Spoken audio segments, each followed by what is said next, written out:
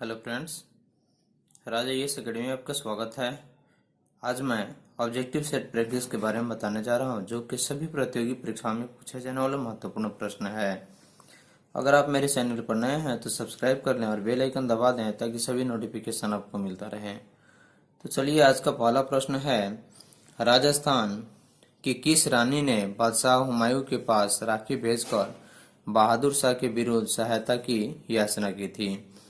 यानी कि राजस्थान के किस रानी ने बादशाह हुमायूं के पास राखी भेजकर बहादुर शाह के विरुद्ध सहायता की याचना की थी? तो इसका सही आंसर हो जाएगा रानी कर्णावती ने। यानी कि राजस्थान की रानी कर्णावती ने बादशाह हुमायूं के पास राखी भेजकर बहादुर शाह के विरुद्ध सहायता की याचना की थी। अगला प्रश्न है, भारत का पहला समाचार पत्र कौन था? देखिए, भारत का पहला समाचार जो पत्र था वह कौन था? इसका सही आंसर हो जाएगा दी बंगाल गजट। अगला प्रश्न है, अरुणाचल प्रदेश विधानसभा ने हाल ही में एक नया लोगो द्वारा यानी कि हाल ही में एक नया लोगो अपनाया है। इस लोगो में कौन सा फूल दिखाया गया है? यानी कि अरुणाचल प्रदेश विधानसभा ने हाल ही में एक नया लोगो जो अपनाया है, उस लोगो में कौन सा फूल दिखाया गया है? तो इसका सही आंसर हो जाएगा राइनो कोस्टिलिस रेटुआ। यानी कि राइनो कोस्टिलिस रेटुआ जो है उसको अरुणाचल प्रदेश की विधानसभा ने हाल ही में अपने लोगों में अपनाया है। अगला प्रश्न है, भारत का कौन सा राज्य तीन ओर बांग्लादेश से घिरा है? यानी कि भारत का कौन सा राज्य है जो कि तीन ओर से बांग्लादेश से घिरा है? तो इसका सही आंसर हो जाएगा त्रिपुरा।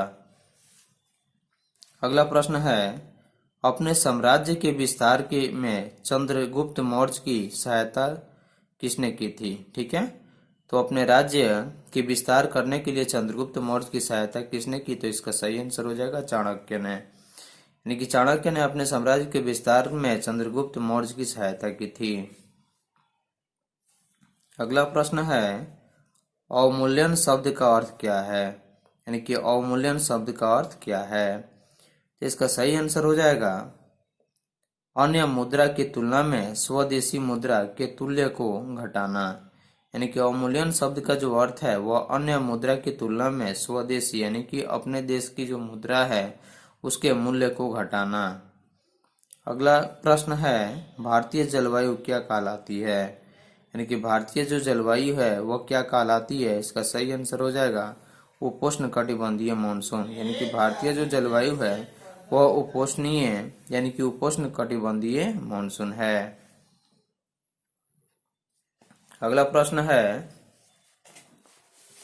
असम का कौन सा नगर अरुणाचल प्रदेश के कई जिलों का प्रवेश द्वार भी है? यानी कि असम का कौन सा नगर है जो कि अरुणाचल प्रदेश के कई जिलों का प्रवेश द्वार है यानी कि गेट है? इसका सही आंसर हो जाएगा डिब्रूगढ़। यानी कि असम का डिब्रूगढ़ जो है वह अरुणाचल प्रदेश के कई जिलों का प्रवेश द्वार भी है। अगला प्रश्न है, भारत का सर्वोच्च साहित्यिक पुरस्कार कौन सा है? यानी कि भारत का जो सर्वोच्च साहित्यिक पुरस्कार है वह है ज्ञानपीठ पुरस्कार। इसलिए इसका सही आंसर हो जाएगा ज्ञानपीठ पुरस्कार।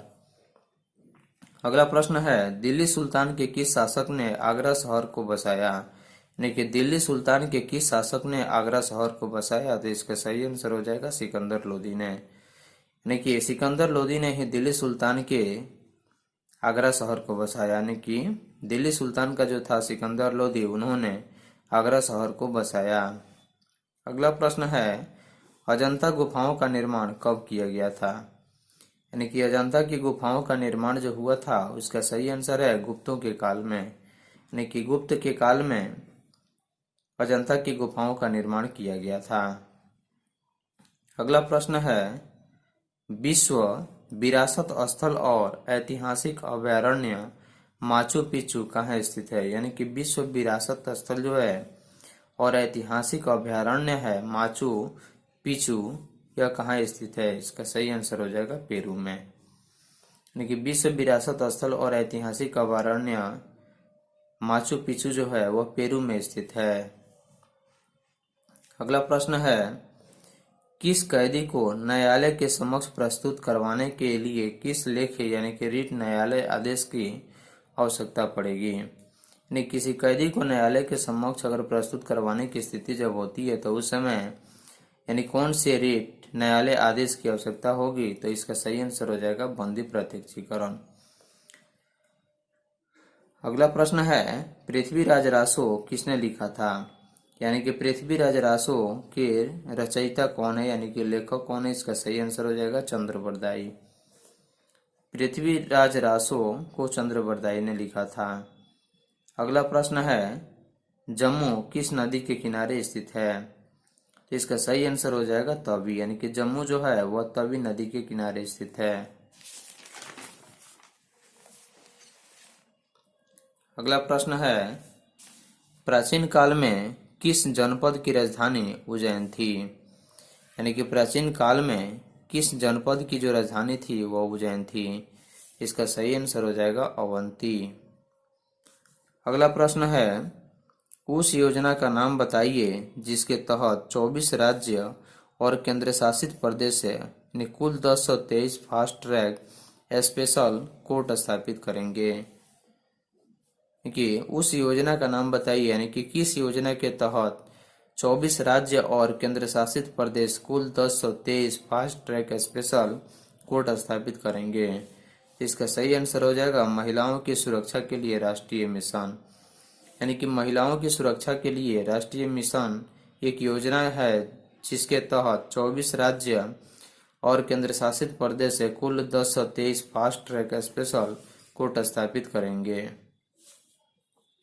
अगला प्रश्न है, केंद्र सरकार के किस मंत्रालय द्वारा स्वच्छ नगर ऐप की शुरुआत की गई? यानी कि केंद्र सरकार के किस मंत्रालय द्वारा स्वच्छ नगर ऐप की शुरुआत की गई? तो इसका सही आंसर हो जाएगा केंद्रीय आयात और शहरी मामलों के मंत्रालय। यानी कि केंद्रीय आयात और शहरी मामलों के मंत्रालय द्वारा स्वच्छ नगर ऐप की शुरुआत की गई है। अगला प्रश्न है, हिंदुस्तान एरोनॉटिक्स लिमिटेड के निदेशक पद पर किस व्यक्ति को नियुक्त किया गया है? हिंदुस्तान एरोनॉटिक्स लिमिटेड के निदेशक पद पर किस व्यक्ति को नियुक्त किया गया है? तो इसका सही आंसर हो जाएगा MS बेलपारी। अगला प्रश्न है, मुगल सम्राट जहांगीर का मकबरा कहाँ पर है? यानी कि मुगल सम्राट जहांगीर का मकबरा कहाँ पर है? तो इसका सही आंसर हो जाएगा लाहौर में। अगला प्रश्न है, सर्वोच्च न्यायालय की प्रथम महिला न्यायाधीश कौन थी? यानी कि सर्वोच्च न्यायालय की जो प्रथम महिला न्यायाधीश थी वह कौन थी? तो इसका सही आंसर है फातिमा बीबी। यानी कि सर्वोच्च न्यायालय की प्रथम महिला न्यायाधीश जो थी वह फातिमा बीबी थी। अगला प्रश्न है, सर्वोच्च न्यायालय ने 10 जनवरी 2020 को अपने फैसले में कुछ प्रतिबंधों के साथ इंटरनेट सेवा को संविधान के किस अनुच्छेद के तहत मूल अधिकार माना है? तो सर्वोच्च न्यायालय ने 10 जनवरी 2020 को अपने फैसले में कुछ प्रतिबंधों के साथ इंटरनेट सेवा को संविधान के किस अनुच्छेद के तहत मूल अधिकार माना है? तो इसका सही आंसर हो जाएगा अनुच्छेद 19 के AA। अगला प्रश्न है, लोकसभा अध्यक्ष अपना त्याग पत्र किसको संबोधित करता है? यानी कि लोकसभा जो अध्यक्ष है वो अपने त्याग पत्र को किसको संबोधित करता है? तो इसका सही आंसर हो जाएगा लोकसभा के उपाध्यक्ष को। यानी कि लोकसभा का अध्यक्ष अगर अपना त्याग पत्र देना चाहता है तो वो लोकसभा के उपाध्यक्ष को दे देता है। अगला प्रश्न है, संशोधित मूल्य यानी कि संशोधित मूल्य वर्धित कर किससे संबंधित है? इसका सही आंसर है उत्पाद कर से। यानी कि संशोधित मूल्य वर्धित कर जो है वह उत्पाद कर से संबंधित है। अगला प्रश्न है, आधुनिक ओलंपिक खेलों का जनक किसे कहा जाता है? तो आधुनिक ओलंपिक खेलों का जनक यानी कि पिता किसे कहा जाता है? तो इसका सही आंसर हो जाएगा पियर डी कुबर्टिन को। आधुनिक ओलंपिक खेलों का जनक पियर डी कुबर्टिन को कहा जाता है। अगला प्रश्न है, 22 जनवरी 2020 को जारी वैश्विक प्रतिस्पर्धा सूचकांक में भारत का कौन सा स्थान रहा? तो इसका सही आंसर हो जाएगा 72वां स्थान रहा। यानी कि 22 जनवरी 2020 को जारी वैश्विक प्रतिस्पर्धा सूचकांक में भारत का जो स्थान रहा वह 72वां स्थान रहा। अगला प्रश्न है, भारत के पश्चिमी समुद्र तट को किस नाम से जाना जाता है? तो इसका सही आंसर हो जाएगा मालाबार तट। यानी कि भारत के पश्चिमी समुद्र तट को किस नाम से जाना जाता है? तो यह मालाबार तट को नाम से जाना जाता है। अगला प्रश्न है, गृह मंत्रालय ने देश में सर्वप्रथम यानी कि सर्वश्रेष्ठ कार्य करने वाले 10 पुलिस थानों की सूची जारी की है।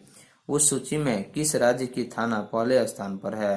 यानी कि गृह मंत्रालय ने देश में सर्वश्रेष्ठ कार्य करने वाले 10 पुलिस थाना का नाम अंकित करके उसकी सूची को जारी की है। उस सूची में किस राज्य का थाना सबसे पहले स्थान पर है? तो इसका सही आंसर हो जाएगा अबेरदीन, जो कि अंडमान तथा निकोबार द्वीप समूह में स्थित है। तो भारत के अंडमान तथा निकोबार द्वीप समूह में स्थित जो अबेरदीन थाना है उसको गृह मंत्रालय ने देश में सर्वश्रेष्ठ नाम से संबोधित किया है। यानी कि राज्य का थाना पहले स्थान पर इस सूची में जारी किया है। अगला प्रश्न है, गेहूं का सबसे बड़ा उत्पादक राष्ट्र कौन सा है? तो इसका सही आंसर हो जाएगा चीन। यानी गेहूं का सबसे बड़ा उत्पादक जो राष्ट्र है वह कौन सा है? चीन है। अगला प्रश्न है, ड्रिबल शब्द किस खेल से संबंधित है?